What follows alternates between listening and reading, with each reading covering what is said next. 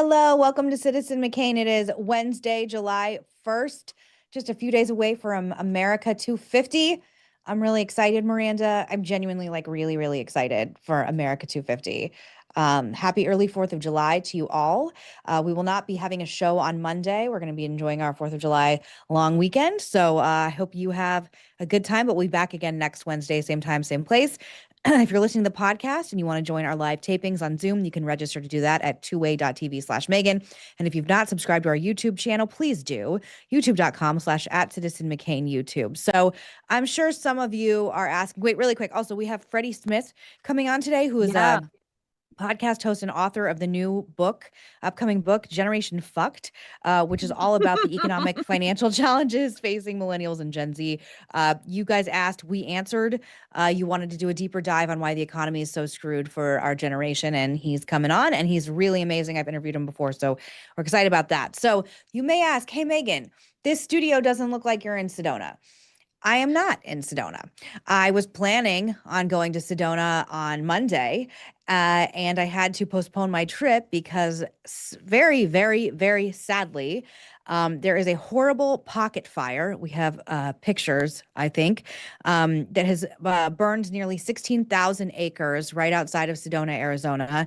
It has impacted Horrifying. Flagstaff, Oak Creek Canyon, Cornville, Cottonwood. There's smoke everywhere. Firefighters have continued to battle these wildfires, not only in Arizona, but across the West. Weather conditions have improved for firefighters to take a more aggressive approach. Officials warn the fire is still burning in difficult terrain and could remain active for some time. We just got an update right before we came on that there is 20% containment, but portions of Oak Creek Canyon remain under set evacuation status, while several forest roads and trails remain closed. A friend of mine texted me just before I came in here today, whose family lives in Cottonwood, and said that it's smoky everywhere. Ugh, I I hate I that. really tried to go. First of all, my heart is with everyone in this area. Grew up between Phoenix and Sedona, as I think many of you know. But we do not have my childhood home. We don't have anymore. My mother sold it after my dad died in Phoenix. So our main home is in Sedona. It's where my dad died. It's where I got married. It's where I spend all my free time when I have it. It is truly where I still consider home. Technically Cornville, if we want to get really technical about it, but Cornville is 10 minutes away from Sedona. So I say Sedona because people have a better reference of it. It is such a wonderful community of people. It's like cowboys and hippies living together. I love that area. I personally think it's the most beautiful place on the planet. I am totally heartbroken for the community. I am grateful to the first responders and firefighters for literally putting their lives on the line trying to get this contained. I've been following Red Rock News on Twitter for anyone who wants to follow with me. It's just horrible. I'm very heartbroken about it, not just for my own personal selfish reasons that I wanted to go home and take my kids home for 4th of July and take Ransom home for the first time, but just for this wonderful community that relies so heavily on tourism. And, there's people whose just jobs and lives will be impacted for a very long time. And I'm really hoping and praying that we get the fire under control as soon as possible. Just to shout out for everybody who wants to somehow be involved or make an impact. The Sedona Beer Company in town is giving free meals to first responders, and you can donate directly to the Sedona Community Food Bank. They are supplying groceries, to displaced families and local emergency programs. They are also right now looking for volunteers to help distribute food to impacted families and first responders. So if you have free time and you're in Sedona, that's what I would be doing. I'd be volunteering to help at the Sedona Community Food Bank. Again, that community, I just want to say one more quick thing. My dad was very sick when he got brain cancer, and he took the majority of his treatment in Sedona and Cornville. And we were actually able to bring him places without people taking pictures or doing anything inappropriate or gross or mean. I felt comfortable in that community, that people understood what was going on and they loved him and loved us, and they were so kind and understood that privacy was a huge factor and respected that. And I really have just such a love for the community in Sedona and Cottonwood and Cornville and Oak Creek Canyon. And Love you all. And I hope someday, my dream, Miranda, is to move home to Sedona and run for mayor. Mm-hmm. That's my dream someday. The And retirement plan. Yep. yes, and I'm very sad. I'm very sad this is happening for everybody. And these fires all across the West are a major issue. The I good don't know if news there's anything you want is, to add yeah, the before good we, news is the firefighters finally have the weather working with them instead of against them. And, this fire is enormous. But the encouraging part is that they're starting to go on the offensive. And as someone who experiences fires annually, big fires like Mhm. um, this is exactly why officials always say we love, as much as we love to see the beautiful shots, and I hesitate to say beautiful because in a way they're striking. I should say striking instead of beautiful. These in close-up shots of the devastation. Don't fly drones unless you're authorized Oh, to I do know. so. Stop flying the drones because that is what completely can shut down the aerial firefighting, the big drops over the large stretches of places where the fires are happening because a single drone can prevent hours worth of drops by the big planes. Okay, so stop with the drones. Anybody anywhere where you're experiencing fire because there's a lot of big fires happening. Utah, Northern California, for whatever reason, and I don't want to jinx us, so I'm gonna knock wood, but where I'm around, Southern California, there's nothing happening right now. It's like a cloudy day today. It's very cold and cloudy. So I'm knocking on my desk wood.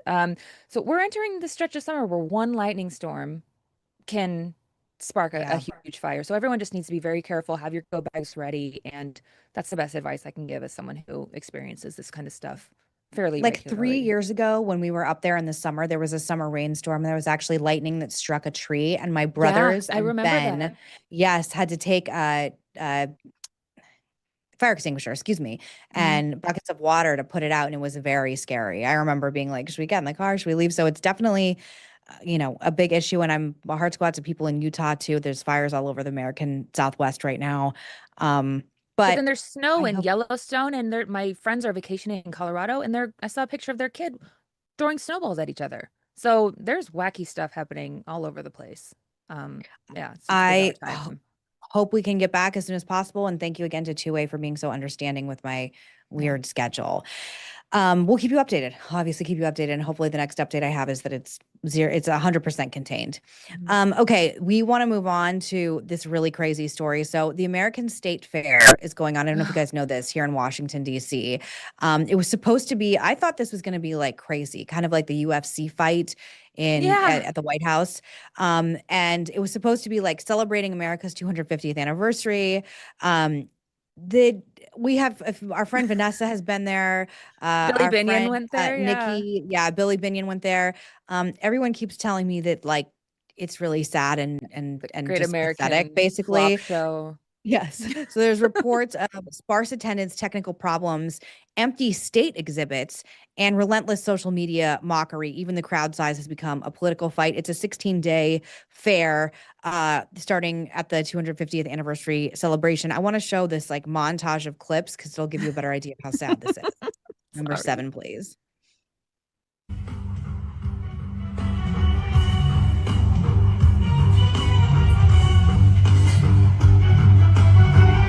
Oh, dreadful.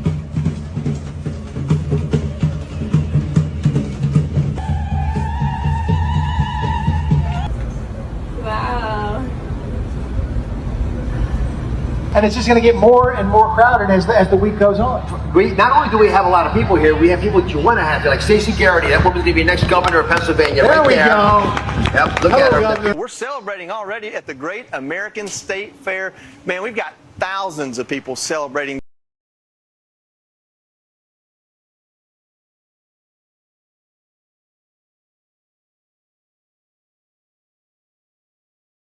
Went wrong because, and no offense to our friend Johnny Joey, who just said there are I thousands of people know. there. You're lying, my friend. There's not thousands of people. There looks like there's maybe Maybe dozens. I fives, think that maybe if fives of people. Two-Way threw an event, I think we could get more people to show up than that. I think there's How is more this people such a on our live disaster? stream right now than there were there. Thanks everybody for showing up today. Yeah, I don't, I mean, the obvious answer is people don't like MAGA.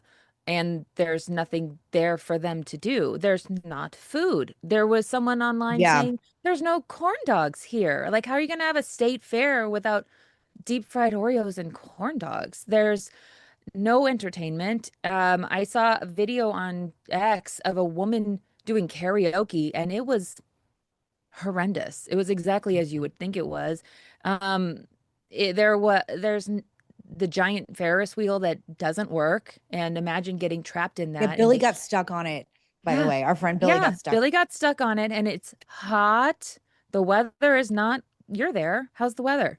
Would It's you want to hot. be? Would you want to be trapped in a Ferris wheel for however long, hours, an hour, any length of time trapped in a Ferris wheel? No. So they can't get their shit together. It looks like hell. I would not want to be there. And my mom still talks about the bicentennial. And this is depressing because the America 250 caucus or whatever group has been planning what they wanted to do for a decade and then just got their throats slit when Trump came into office and said, nope, we're taking over. I think this is a real missed opportunity. I think that 250 Mhm. is such a big, number for our country to celebrate its birth. And I think that the saddest part about this is I was thinking of the UFC fight and all the like planes flying overhead and the spectacle of it. And I really enjoyed it. And I just don't understand why we can't have that level of production from Trump, who is the world's greatest showman that has ever existed, going to something that we can all celebrate, MAGA or not. Also, Nicki Minaj, aren't you the most like MAGA person that ever lived? Why isn't your ass out there performing for everybody? Like, why aren't you circling the wagons, everybody, with all your fans and bringing them out there? Or I'm sorry, all the people who are, MAGA entertainers, if it is only MAGA people that will come, although I don't think it should be, I think I I don't think it read should be 50 partisan. Cent. I think I read 50 Cent is going to perform, but that's not for this. It's for like Don Jr.'s private club. So again, people are That willing club to costs like $500,000 to have you. membership People are to. willing to So perform, but only for a price. And it's like, dude, you're already so rich. You're being an asshole. Like the people who were slotted to perform were aware it was for free, but they were not aware it was for this great American state fair that is supposedly MAGA coded. And so it's like, but you know who's missing out? You, me, well, in theory, Liberty, I would love to have and had, and like I your think Ashley family. too. Like Yeah, we would have loved to Ashley, have had an her event to wife, go like to. yeah, anybody who would just around in the area who would have loved to have gone.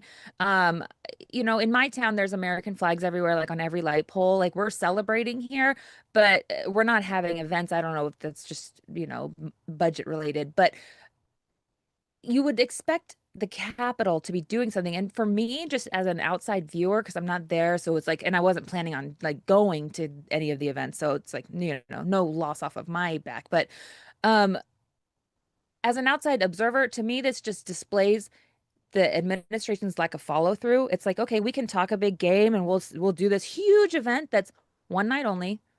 And we'll put all of our effort into planning this one event, the UFC night, with the flyovers and the big cage match on the front of the White House, and then that's it. We have no follow through. There's no further commitments. We're not willing to engage for the 10-day festival or event. And this is giving Firefest, and actually, Firefest had more people attend. Well, And I I think there think was more food at sadly, when Firefest. we're having sort of like the polling numbers that the Trump administration is having right now, and this sort of image that things are sort of the wheels are starting to come off before the midterms, this isn't a good optics No, it's really bad. issue for the Trump administration and for the United States of America. And this should not be partisan, but I'm really bummed out. I will say last final thing on this, since I'm now obviously here in DC instead of Sedona for the 4th of July, we were trying to figure out what we were going to do. We got invited to some 4th of July parties through the administration, somehow still get the invite, even if I talk shit all the time. And we're not going to do it because the fireworks don't start I till 11 wouldn't. o'clock at night. But they don't start till 11 11 at o'clock at night. night? 11 o'clock at night. So I'm sorry, who is going to? And it's apparently because Trump has to give a speech of some kind or something. He's like giving Ew. some rally. I mean, everybody who's doing fireworks at 11 o'clock at night can just go straight to hell. I mean, But that's people have crazy. dogs. 7 People have o'clock, you guys. cats. People have babies. What is this? It's dumb. I'm gonna do my Tucker. What are we doing here? Like, what is the goal? Like, That's the goal. What is the why? goal? 11 o'clock at night? That's insane. Yep, 11 o'clock at night. So no, thank you so much Oh, to the the narcissism Department of knows the no Interior bounds. for the invite, Ugh. but no. Okay, we are very excited to welcome our friend Freddie Smith. Freddie is an Emmy award-winning actor, a podcast host, and author of the new book Generation Fucked.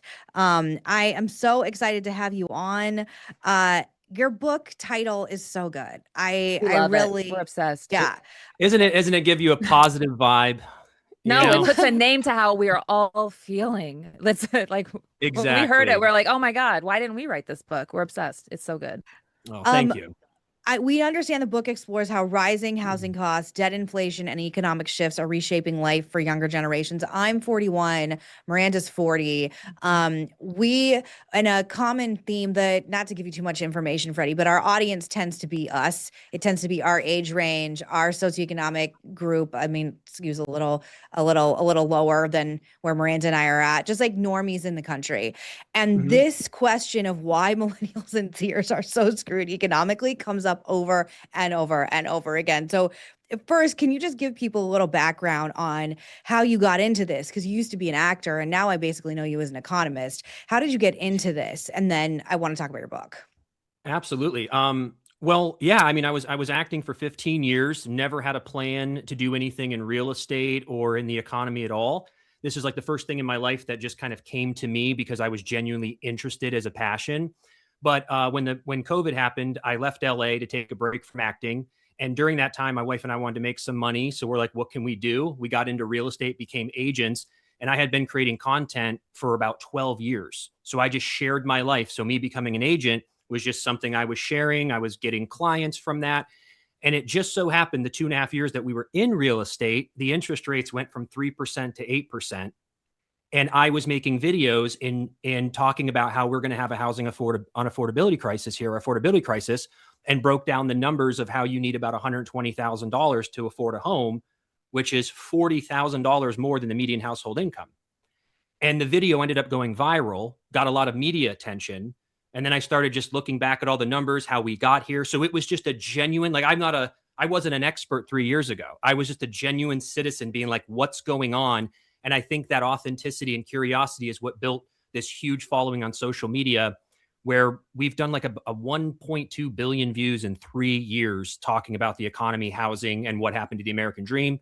And then an agent reached out to me and said, you should write a book about all this stuff that you're talking about. It'd be great. So the past 2 years wrote the book, and now it's coming out in a couple weeks. But that's the quick overall story of how we got here. Yeah, I really, like I said, I don't have your book yet because it's not released yet, but I'm definitely going to buy it. We did a clip on our show, I don't know, what, about a month ago, Miranda? Miranda's been trying to buy a home since I've known her. She, not to give too much information, but she I've shared been this on our saving show. for like 20 years. She has 3 jobs. Her husband has 2, and she's been saving for 20 years. And we did a video where there was this home that they could afford. Not to give you too much information, not to let you tell your story, Miranda. Go ahead. And you're free to share anything you want. Go ahead. at the last minute, they had made an offer. And at the last minute, basically, a boomer came in who was buying it, I believe, as a third home that she found out because she accidentally met the guy when they were viewing He called the it an house. investment property. Yeah. And her talking about how this is going to be my first home for my family. This is not just, something to make money on the side off of. It's like one of our best performing clips this year, amazingly, of all the things we've done in politics. Is her story a common one? 100%. I mean, that's why this gains so much traction, is because we're all feeling the pain. Like, I'm 38. We're in the same age. And you know why it hurts more for our age? We had a decade of economic prosperity in our 20s. We felt hope. We felt like our money. Remember growing up, like $20, you could have the best weekend in your life. I could fill up my gas tank. I remember gas was like $1.98 when I got my license, and I could fill up my whole gas tank with a $20 bill. I remember that. Yeah, so I think we have more of a pain point because it feels like the American dream was stolen from us. And some of the younger Gen Zers just never even got an era where things were affordable and they could move forward. But I think the overarching story about all of this, of what I found, is that the American dream is alive.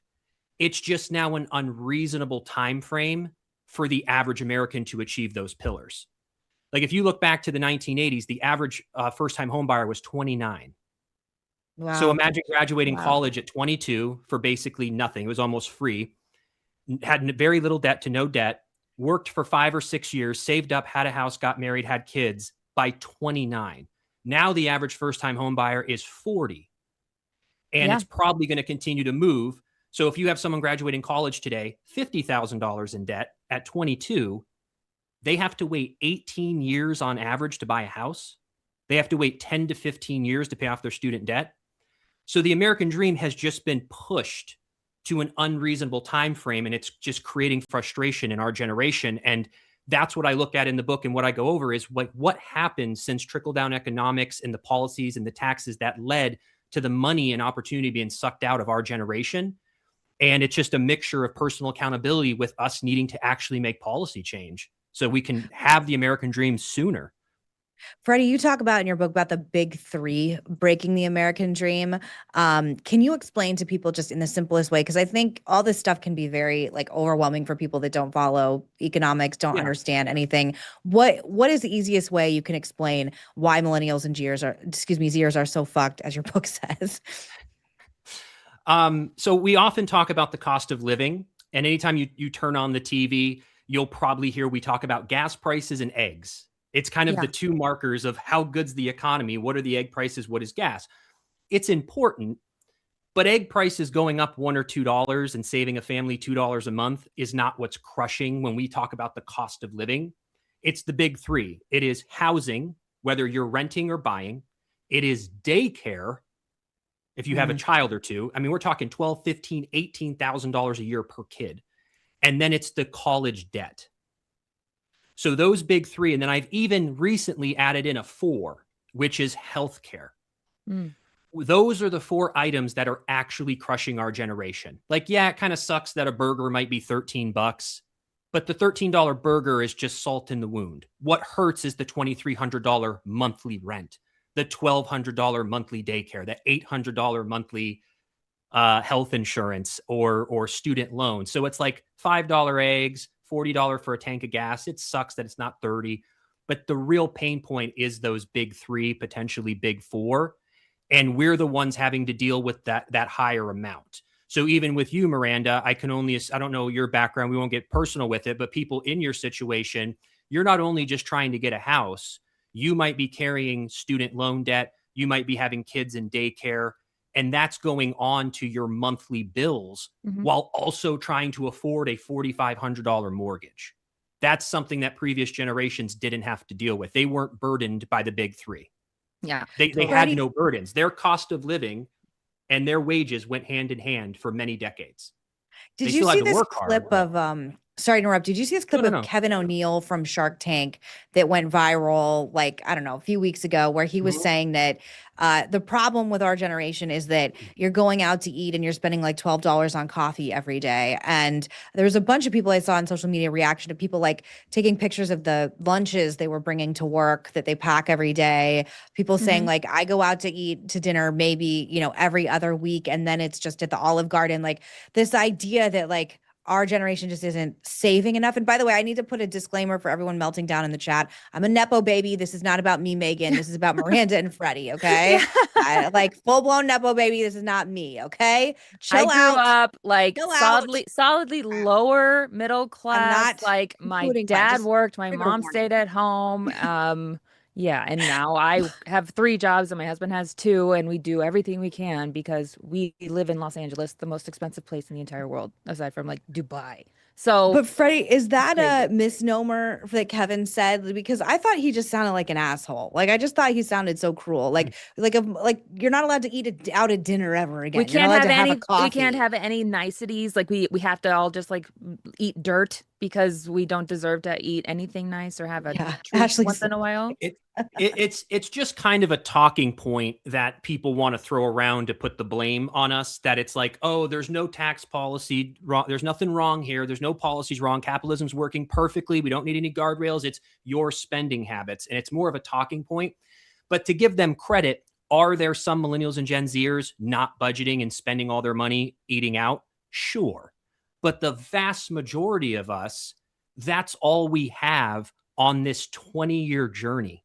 Right. Like this older generation and the rich people, like back again with the boomers, to sacrifice till 29 to buy a house, not too shabby. You want a 22-year-old to not go to dinner, not go on dates, not travel for 20 years while they save for a house? Like, some people are paying their bills, they're budgeting. I've ran all these numbers on multiple videos of different income levels. Even if you have no credit card debt, most people making 40, 50,000 a year are left with $200. But then So they what are they going to do also with own these businesses and say, no one comes to my restaurant, or how come no one's coming to my hotel, or millennials are killing the diamond industry? It's like, well, do you want us to spend our money or not? So, Yeah. and how are you to meet anyone or marry anyone if you're not allowed to go to dinner or travel or do anything fun? So there's a lot of hypocrisy on It's just it's just a throwaway, and that's why we're really trying to have the nuanced conversations. And that's what I really, really try to do. Like, I know within media and being in content, like, being a little heated gets you more views and stuff, but I've really done my best to do nuanced conversations to kind of bridge the gap and just try to change these narratives and paint the picture of what we're really going through.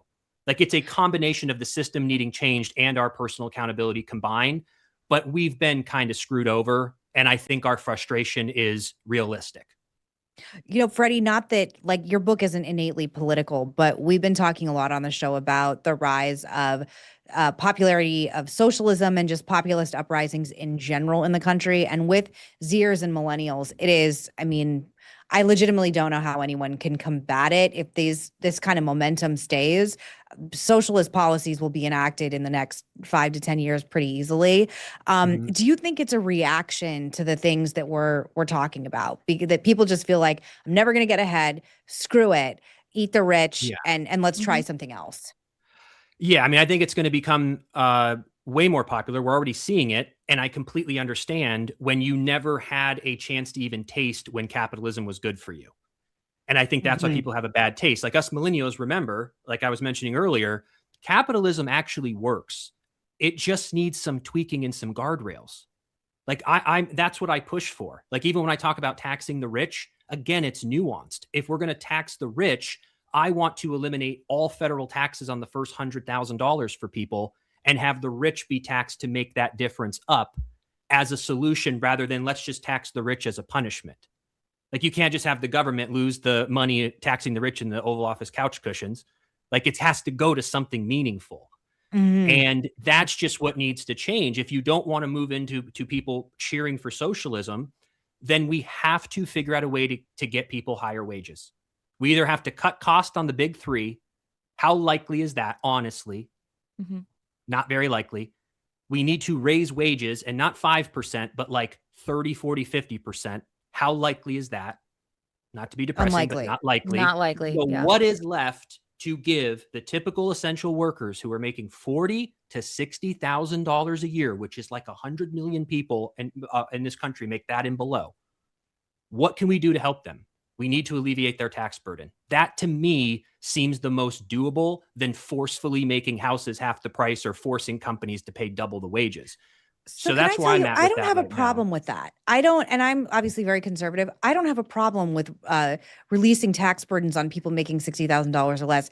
The thing I don't understand with some of the policies that have been presented is, for some people that are pushing, more socialist policies, they consider $200,000 to be like the apex of wealth. When if you're a family of 5 or whatever, putting 4 kids through college or whatever, living in any kind of city or any place that's not just like incredibly I was just about to say, cheap. I think you should release the tax burdens on people making $200,000 or less, because 200 doesn't get you anything in Los Angeles, where I live. I mean, that's like average here. That's average. No, I was saying that's why I was saying eliminating all federal tax on the first 100,000. Yeah. So even someone making 200 grand would not be paying married taxes as a household, as a married household. Yeah. And that's just, I'm not a politician. That's just a thought experiment. I have it in the book where I break down my tax idea. But no, I would say rich, and that can be debated, but I would say about $1 million a year and above is where like wealth kind of really starts. Sure. But again, I don't want to cherry pick and hurt heart surgeons who are doing important work and tax them so much, and tax lawyers. Like, the real wealth, it's of course it's in the top 1%, but here's just one. But that's stat why they always say up. billionaires. It's like no one needs to be a billionaire, kind of a thing. That's like their whole messaging. It is, but when you run the numbers, even though it sounds good as a politician to say we're going to tax the billionaires and make it fair, when you run the numbers, it's not enough either. So there has to be some sort of lower tier rich that also participates temporarily. And then the rich people always say, well, we don't want tax because the government wastes it. It's just government spending. It's like, well, then you guys pick up the tab, you pay the taxes. And if you're irritated with wasteful spending, use your money with your super PACs and your lobbying to get better people in there to stop wasting the money. Don't have somebody working as a construction worker paying $8,000 a year in taxes. Come on. They're working in 98-degree heat, and you have millionaires who have their money invested that are making $800,000 a year just on it sitting there, and that's not taxed, but the construction workers taxed. We've got to that point that has to be addressed. Can I ask you, I don't never really understand that, but like some of the wealthiest people pay the least in taxes. And like, I always feel like some of the wealthier people I know, they're really good at like they have accountants that can like help them find ways that they can pay less. And like, I always hear stories like, oh, guys should just move to Florida and then spend 3 months out of the year in Florida and then take residency. I mean, I haven't done any of that. I pay my taxes fairly and all the things, whatever. But why is it that some of the wealthiest Americans pay lower in taxes? Well, again, that's what we flush out to make it more clear. They pay a lower percentage in their net worth or in what they're making. Like someone making $1 million as a W-2 employee, as a couple, they're going to spend about 40% of their money on tax. Where a couple making $100,000 after child tax credits and everything is going to spend about 14% on tax. So the rich always look at that and say, look how much we're paying. With you guys are paying less, we shouldn't have to pay any more. But when you look at it compared to their net worth, them writing a $40,000 check or a $100,000 check is so minuscule compared to the 100K person, where that is such a huge percentage of their wealth. But they can get away with it by the write-offs, by the tax code. There's thousands of pages of the IRS tax code. And how many do all of us have access to? Like, how many tax codes do we benefit from? The standard deduction, child tax credits, possibly. Like, we could write our tax code on a cocktail napkin, but the actual tax code is thousands of pages long. So they're just moving their money around. They're growing it in their assets, and then they're just borrowing against it to avoid paying tax. It's brilliant for them, but it's continuing to suck all the money out for us. One of the big talking points that's happening right now, and I actually just listened, the New York Times did a whole podcast interview episode about it this morning, of all things, serendipitously, because you were coming on, talking about student loans and how government mandates for student loans are basically going to start changing. That if you can't prove that your degree, after you have your degree, that you will make more money than someone who has a high school degree, that the government will be a lot less likely to give you a government loan for college. They're also saying that basically, like, they're going to put, and I'm not an expert on this, but like caps on how much people can take out. So instead of taking out the full $100,000, they're only going to be able to borrow $20,000. What do you think of all of this? What do you think of student loans in general? Because that's the thing for my like sort of community of people that I work with. Student loans seems to be a real albatross for people around their neck. Yeah, this is a fantastic conversation for us to have, especially us millennials and Gen Xers who have teenage kids. We really need to make sure that we're sitting down with our teenage children. I don't have children, but I'm just saying in general, to make sure that they're making the correct decision. I don't think college is a scam. I think college is wonderful, but I think college is one of 50 options that our youth should look at. It shouldn't be the end all be all like it was for millennials. And I also think it's a little flawed that we're having people at 17. Like, we can look back and laugh a little bit if, like, we didn't know who we were at 17, making these decisions to take out $50,000 to $100,000. I just think we should be a little more careful with that, because it's proven that that's going to be a burden. So I just want people who are going to go to college to truly understand their loan, to truly understand what is the monthly going to be, where are you going to live, what's the rent where you're going to live, how long is this going to take you to pay this off? If you get $40K in loans, did you know it might be $60,000 when it's done? It's not 40 because of the interest. It's going to take you, like, go through all of that. But I think that we should be leaning a little bit more away from college unless you know exactly what you want to do and there's a job waiting for you. There is nothing worse than starting your life at 23 $80,000 in debt and you can't even get a job that pays more than 50 or 60. Oh, like broken. Don't do that. So we have to look into it and just run the numbers. And it's okay if you wait 5 years and go to college. There's no rush anymore. Like we rush our kids in. Like take a few years to explore life. It's interesting because I do think there's sort of like my husband and I do have children, and we were talking about like, is college even going to exist for our kids when they're old enough? Is this even going to be something that will be valuable? One of the things I understand is part of the reason the government is making these changes is because they want to put pressure on colleges to make it more affordable for people to go, because they have sort of become such a for-profit industry as well. And again, I'm pro college as well. I'm not like, oh, no one should go to college. Like I wouldn't have, like you said, spine surgeons if there wasn't college. But I do think the lie that you go to college and then that's the answer to all your economic problems has been very detrimental to our generation. Yeah, I'd love to look into what you're talking about a little more to see what they're going to do. But I think anything to make it more fair, because it's just too much of a burden. Carrying that weight, it might sound like just a math problem that you solve and trying to pay that off, but people are living their real lives, and carrying around a $600-700 payment for years is absolutely devastating. I just don't think it works out for as many people that goes. So it just shouldn't be as willy-nilly like it was for millennials. It should really be a really hard, thoughtful conversation about whether you should go and really know what you're getting into and what risk you're taking if it doesn't pan out. And final note on that, there's also, we don't know what's going to happen in the next 5 to 10 years with AI. Like imagine going in to be an accountant right now because you love numbers. Well, what if you graduate with 80,000 in debt and you work as an accountant for just 5 years and then AI comes and takes all the accounting jobs? Now you're 29, which is fine, move into something else, but you had all that debt and wasted all that time. So you also have to consider, is your job, is your sector safe? So there's just a lot more consideration that needs to go in for the new generation than us millennials. You say that $30 an hour is the new minimum for a livable wage. I've heard a lot of business owners say, like, I'll have to fire people if I raise it to $30 an hour. This is like one of the least conservative things about me. I agree with you. I don't know how anyone could live on less than $30 an hour in this economy, in this era. I am actually pro raising the minimum wage. I don't see how people can live. Especially if, like, I had a baby in January. Like yesterday, I got another bill for my stay in the hospital after having a baby with it. My insurance doesn't cover. How are people affording this that aren't full-blown Nepo babies? Truly. How can we tell people to have children and then not give them enough money to exist and to live? Do you think that is an argument that people, even on the right, because normally it's people on the right that aren't as receptive to, what can we do to, like, sort of express how the paycheck to paycheck reality is just very, very dystopian and dark for a lot of people?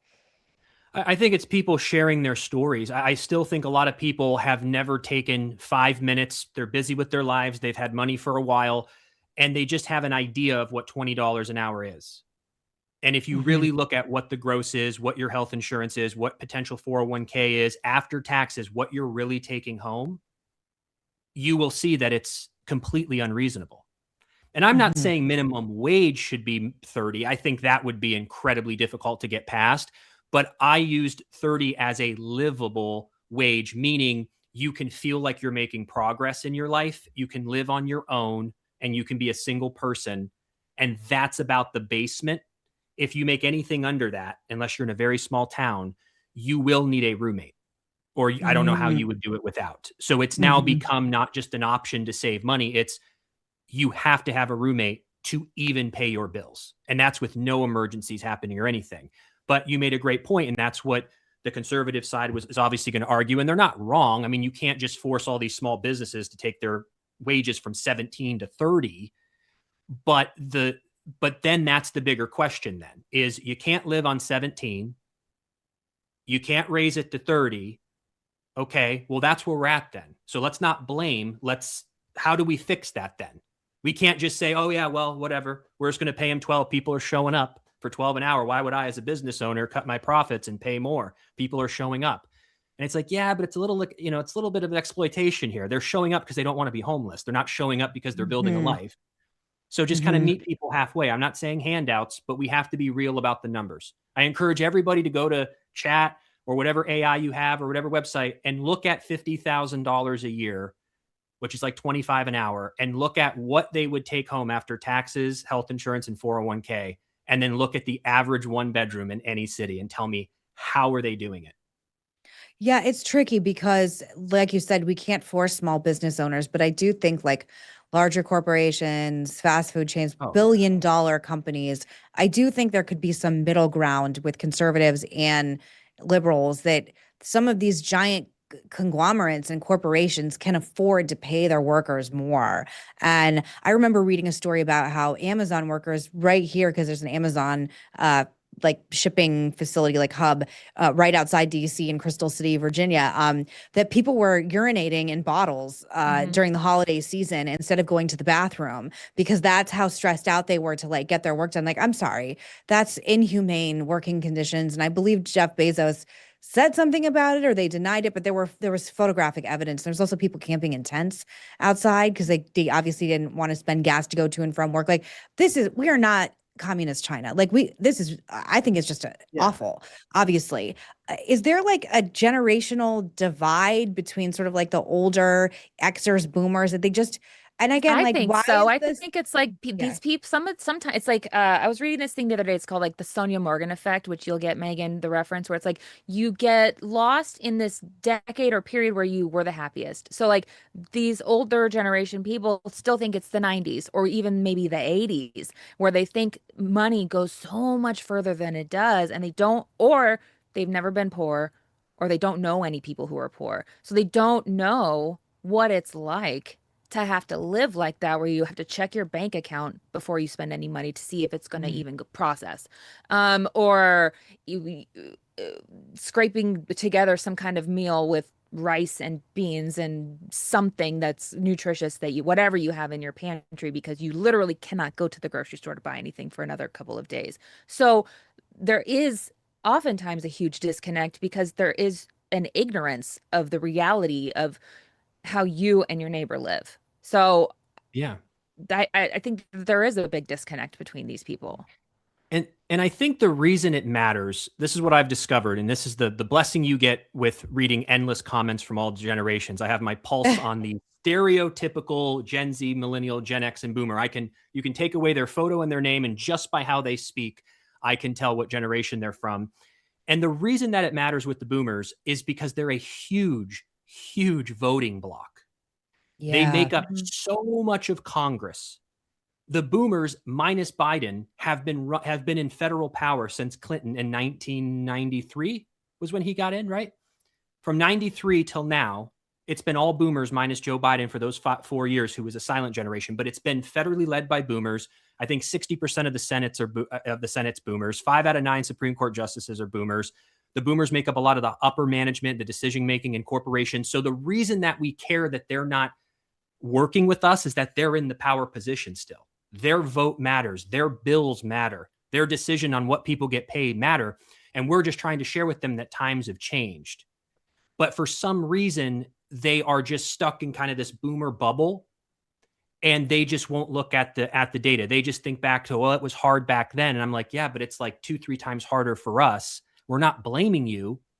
All we want from the Boomers is to go, wow, some of these policies weren't really great. We didn't know. We were just raising families, voting like you guys are today. But yeah, some of this stuff didn't work out. We're sorry. What can we do now? Problem solved. Let's work together. But they're not doing that. They're like, you're broke because of the avocado toast. You're broke because of Netflix. You're broke because of this. You're always on your phone. Yeah. It's whatever. And so they're picking this fight. We as millennials don't want it. Our parents are boomers. Like, we don't want to pick a fight. We just want some accountability that, hey, look what happened over 50 years, not pointing fingers, but the system created policies, the trickle-down economics that did not work, and it really made it more difficult for us. And the key component is that we don't have the same wealth that the boomers had in the 1980s. Like, all Americans combined had about $40 trillion adjusted for inflation in 1980, 40 trillion. Today, we have $180 trillion. You would think with that much growth in wealth that it would be shared a little more and that it would be a little better of a life for our generation.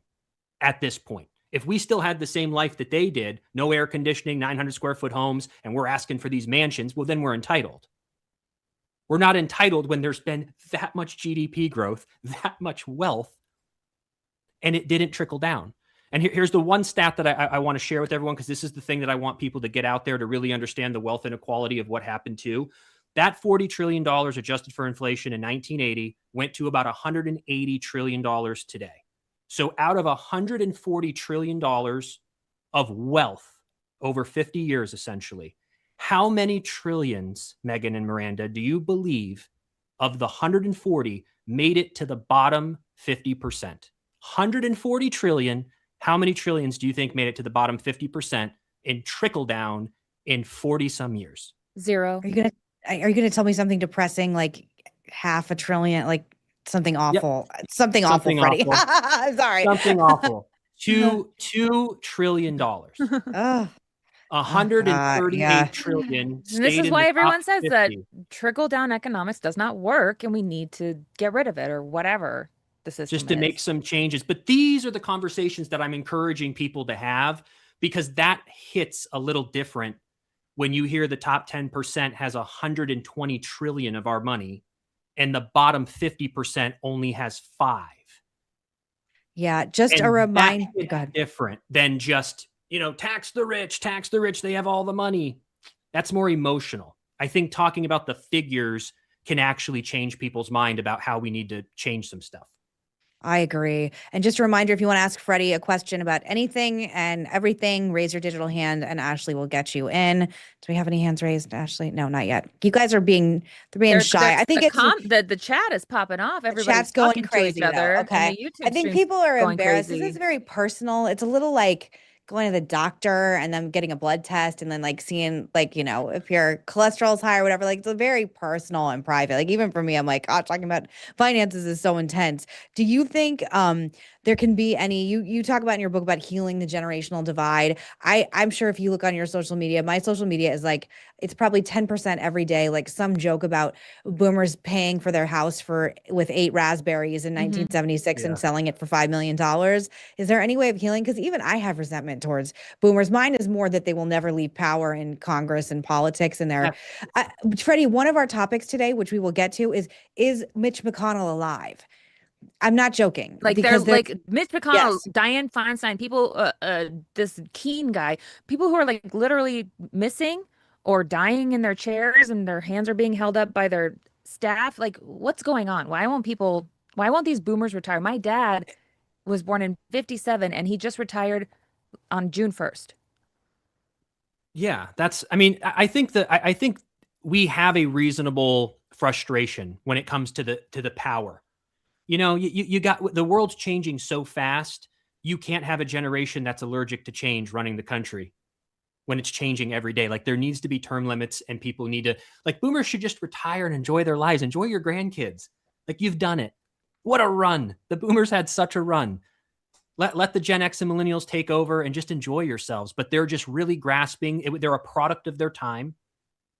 And a lot of them are just hardworking, normal people. But they just, for whatever reason, are just a very, very stubborn group of people who just really, I think, tied their identity and relevance to their work.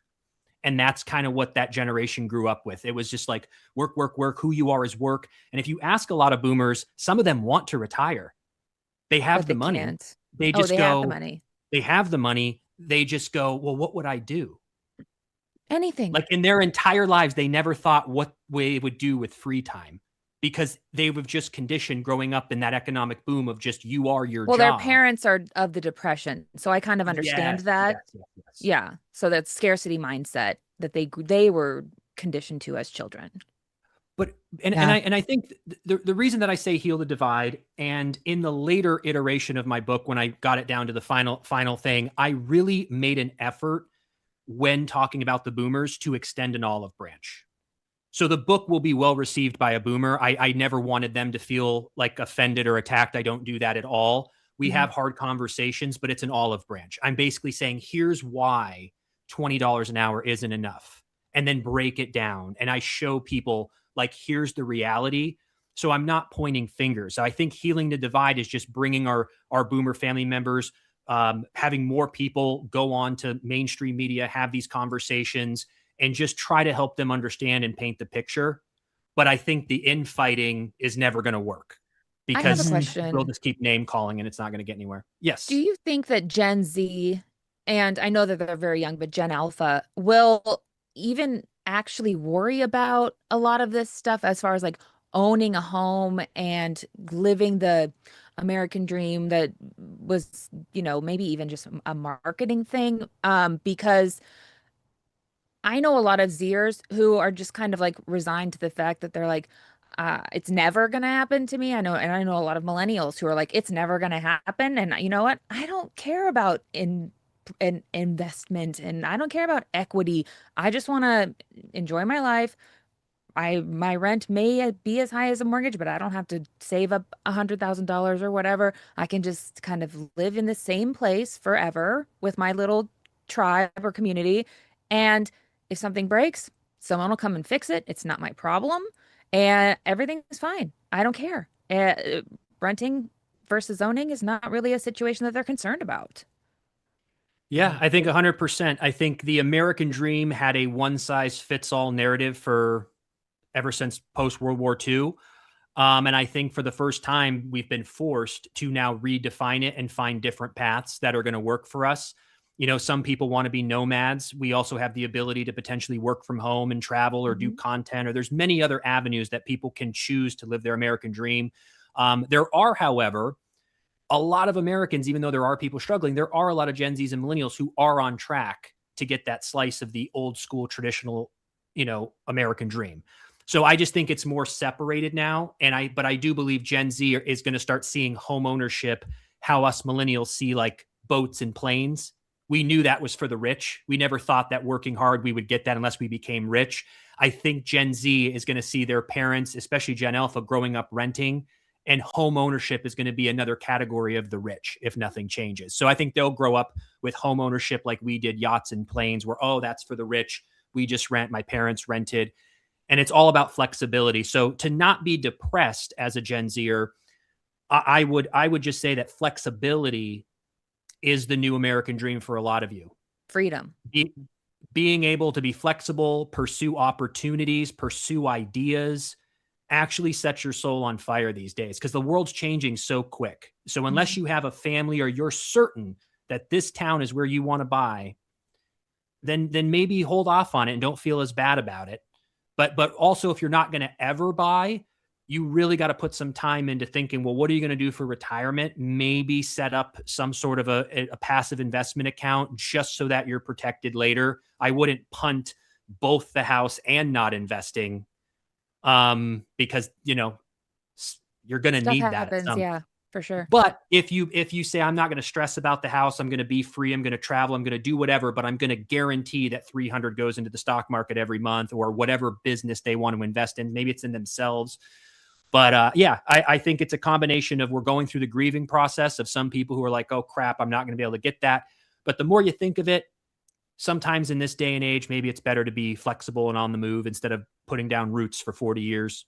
But for some people, that obviously still works. Freddie, I just want to thank you so much for your time today. I'm really excited about your book, Generation Fuck. Can we put the photo up one more time? And I can't wait you to can read follow this.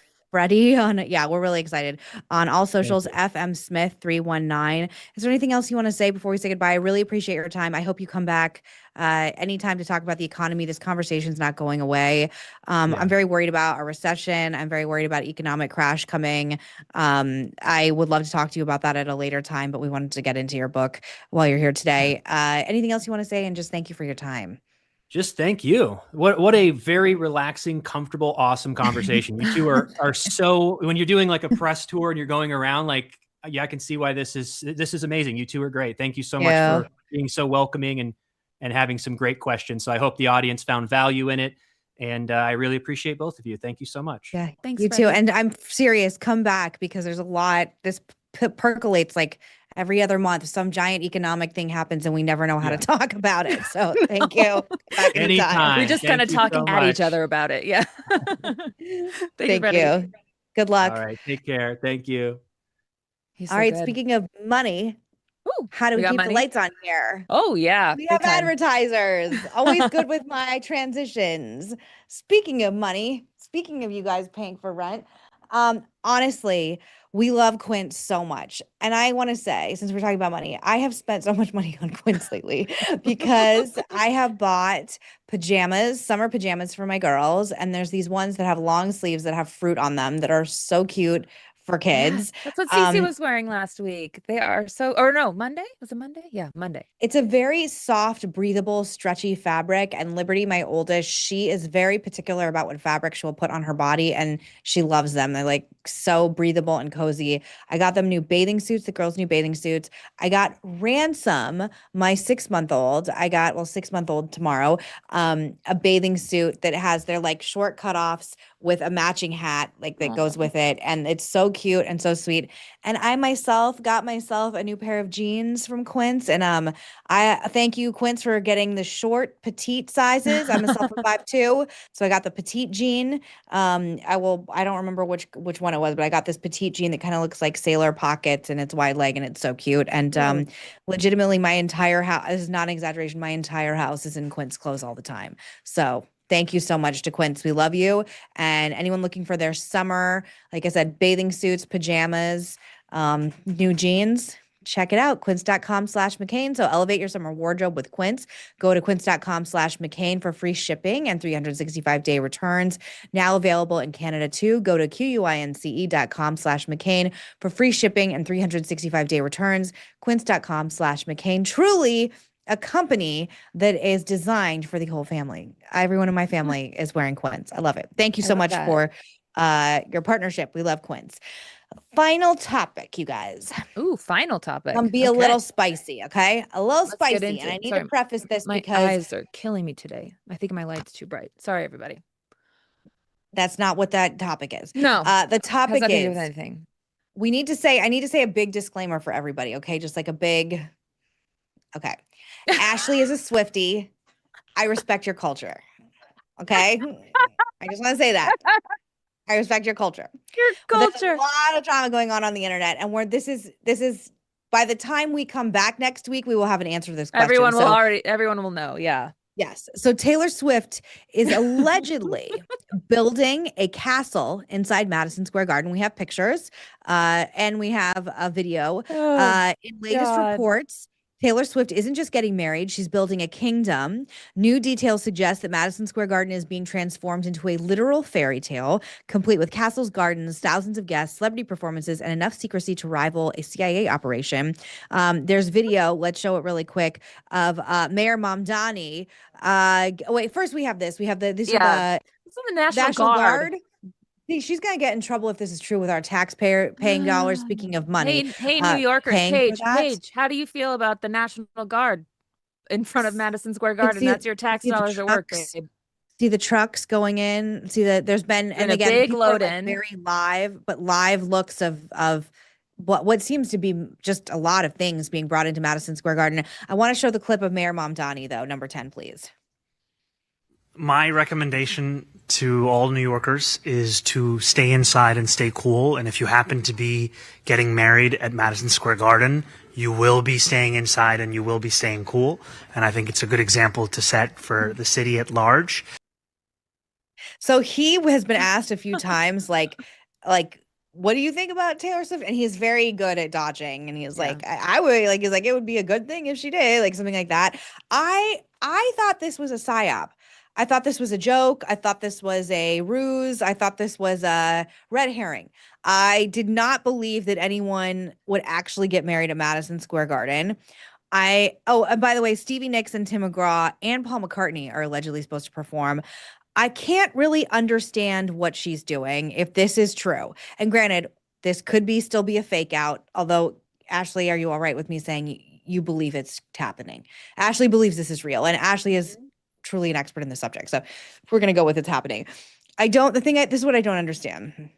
Several things. We're talking about the era of populism, socialism, eat the rich. This is going to be like the richest, most expensive wedding on planet Earth. Granted, she earned her own money and she can spend it however she wants, but she's also known for like not really caring about the environment and being queen of private jets. This has to have a huge carbon footprint, not to put a damper on things.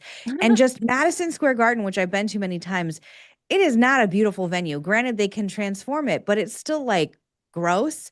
And when you get married, you either choose something that is spiritually important, why people get married in churches and temples and religious places, or something that is, emotionally important to a couple. I got married in Sedona, where I'm from, right in the same place where my dad died. It's very spiritually important to me and just part of my life and my family.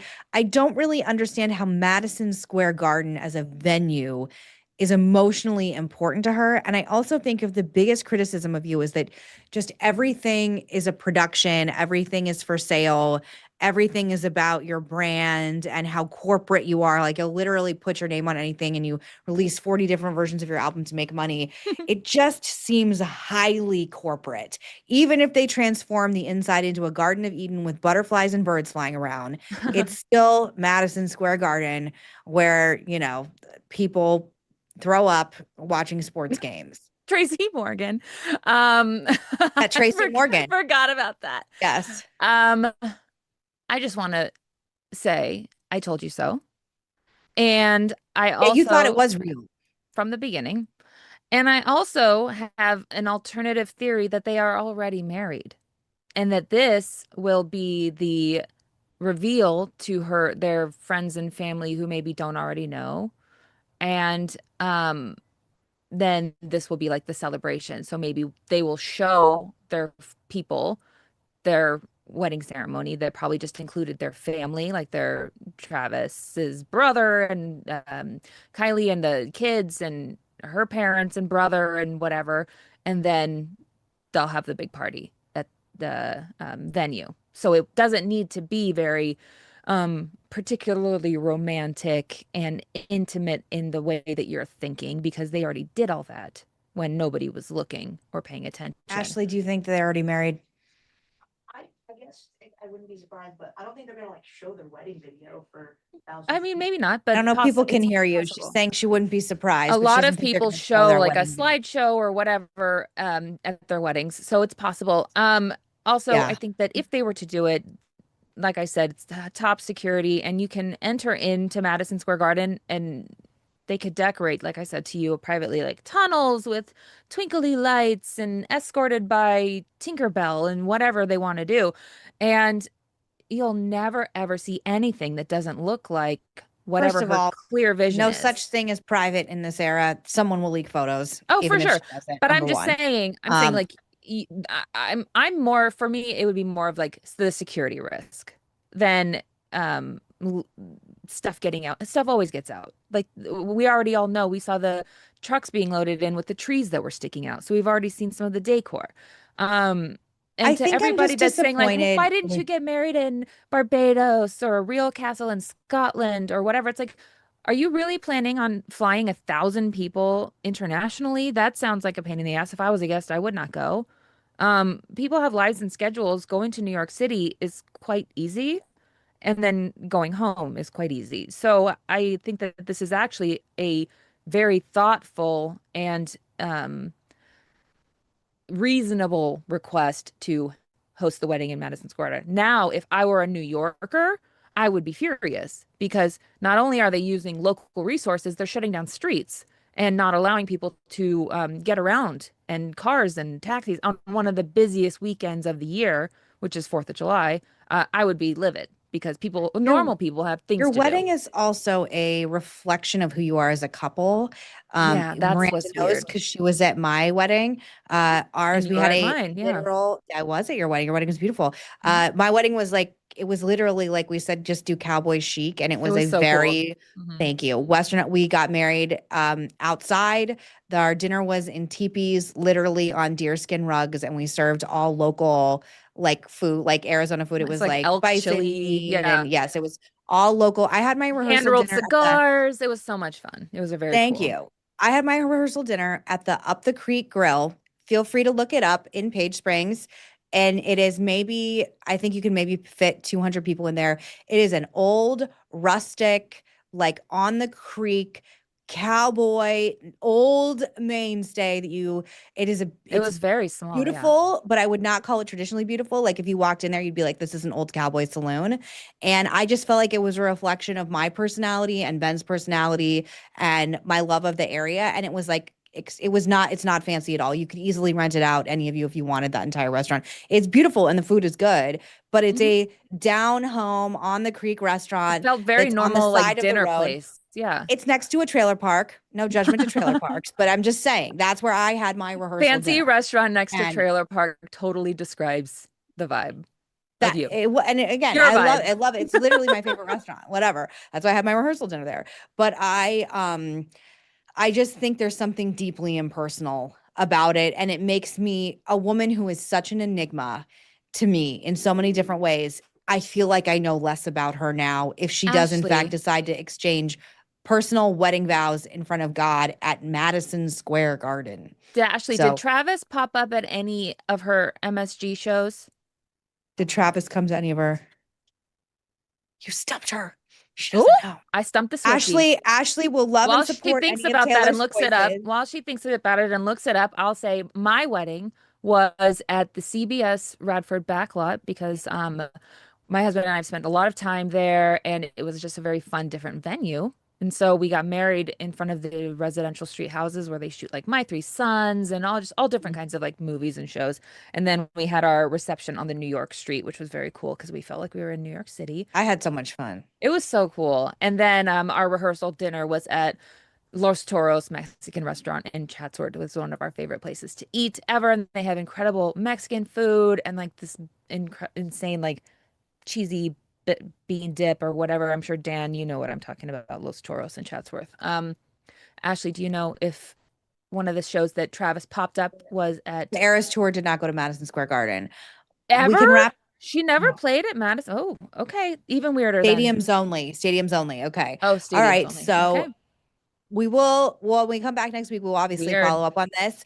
I am going to be respectful to Ashley because she loves Taylor Swift so much. It is not necessarily, I mean, it is kind of a not because I find this very tacky unless I see what it looks like and maybe it's different. But I just think I'm disappointed it's this impersonal. It's just going to be it'll be like a big event, like in the way that, the I'm UFC not going to be fight respectful, was. and I think that it's weird that she's doing a fairy tale castle indoors. It's like, are you 7 years old at a birthday party? And these are just I think it's reports. This is weird. alleged. I think that's Maybe it was weird, wasteful. and I understand she didn't get to grow up normally, and I think that that's like stunted behavior, and it's like bizarre. We'll see what ends up happening. I'm hoping that is like a leaked detail. You know, like when Kim Kardashian sent different friends different pictures of the baby when she had Northwest to see who might leak it to TMZ, and then that's how she knew who to dump from her circle. I think that Well, might be like a weird leaked Also, detail. if this ends up being a psyop and she doesn't actually get married at Madison Square Garden and she gets married someplace else, I'm not exaggerating. Send her entire team into our national security division in the United States of America and go help us fight terrorism overseas because they're geniuses if this ends up being fake. That's all I have for today. I want to wish you all a very, very happy America 250 USA. So excited. And a happy, wonderful 4th of July. Continue to pray and think about Sedona and all the people impacted. And I just wish everybody a wonderful, happy 4th of July. Stay safe. Don't put the firecracker in your hand in the wrong time. Oh God. And Lord, yes. back it up, Terry. Yeah, put it in reverse, Terry. Put it in reverse, Put it in Terry. reverse, Terry. I remember that came out when my dad was still alive and I showed it to him and he thought it was the funniest goddamn thing he laughed so hard at Put it in reverse, Terry. It's our favorite. Look it up if you don't know what we're talking about. It's a YouTube video. Thank you all so much. We'll see you next Wednesday. Full week off. Thank you guys.